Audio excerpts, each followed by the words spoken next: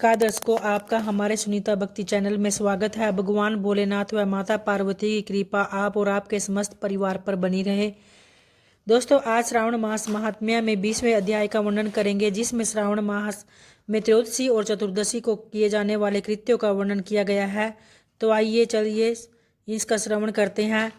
ईश्वर बोले, हे सनत कुमार, अब मैं आपके समक्ष त्रयोदशी तिथि का कृत्य कहता हूँ।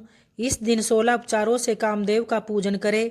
अशोक मालती पुष्प देवताओं को प्रिय, कमल, कोसुम्ब तथा बकुल पुष्पों और अन्य प्रकार के सुगंधित पुष्पों, रक्त अक्षत, पीले चंदन, शुभ सुगंधित द्रव्य तथा पुष्टि प्रदान करने वाले तथा तेज की वृद्धि करने वाले अन्य पदार्थों से पूजन करें।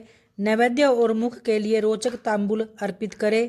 तांबुल में चिकनी उत्तम सुपारी, चूना, जावित्री, जायफल, इलायची, नारिकेल बीज के छोटे टुकड़े, सोने तथा चांदी के पात्र, कपूर और केसर, इन पदार्थों को मिलाना चाहिए।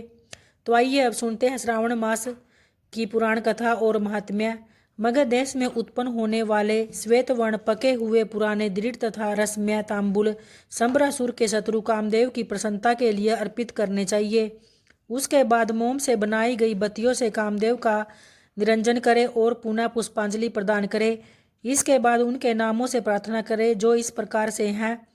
समस्त उपमानों में सुंदर तथा भगवान का पुत्र प्रद्युम्न, मीन केतु, कंदर्प, अनंग, मनमथ, मार, जसकेतु और मनोभव कस्तूरी से सुशोभित, जिनका वक्षस्थल आलिंगन के चिन्हों से अलंकृत है।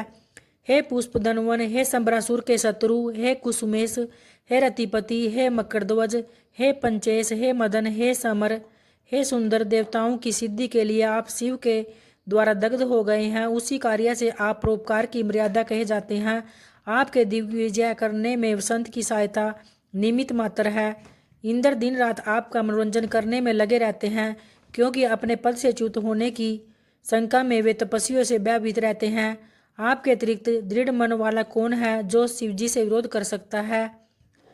पर ब्रह्मानंद के समान आनंद देने वाले आपके अतिरिक्त दूसरा कौन है? तथा मोह माया की सेनाओं में आपके समान तेजस्वी कौन है?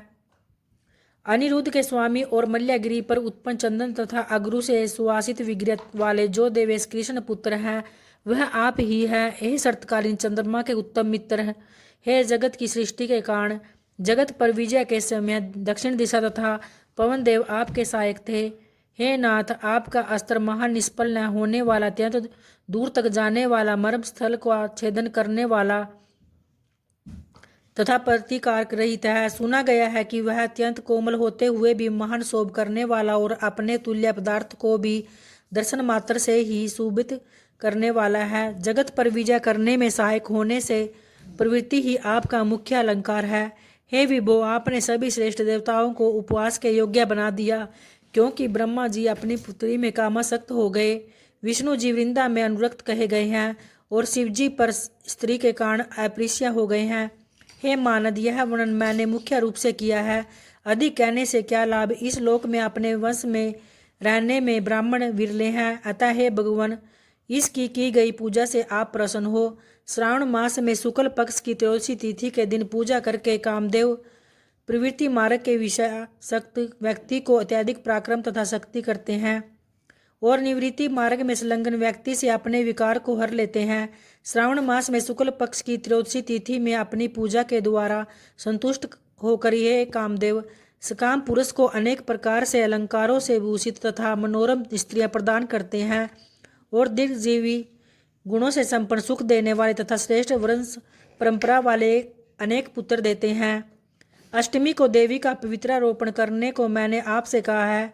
वह यदि उस दिन न किया गया हो तो चतुर्दशी के दिन पवित्र धारण कराए। चतुर्दशी तिथि को त्रिनेत्र शिव को पवित्रक अर्पण करना चाहिए। इसमें पवित्रक दान करने की विधि देवी तथा विष्णु जी की पवित्रक विधि के समान ही है।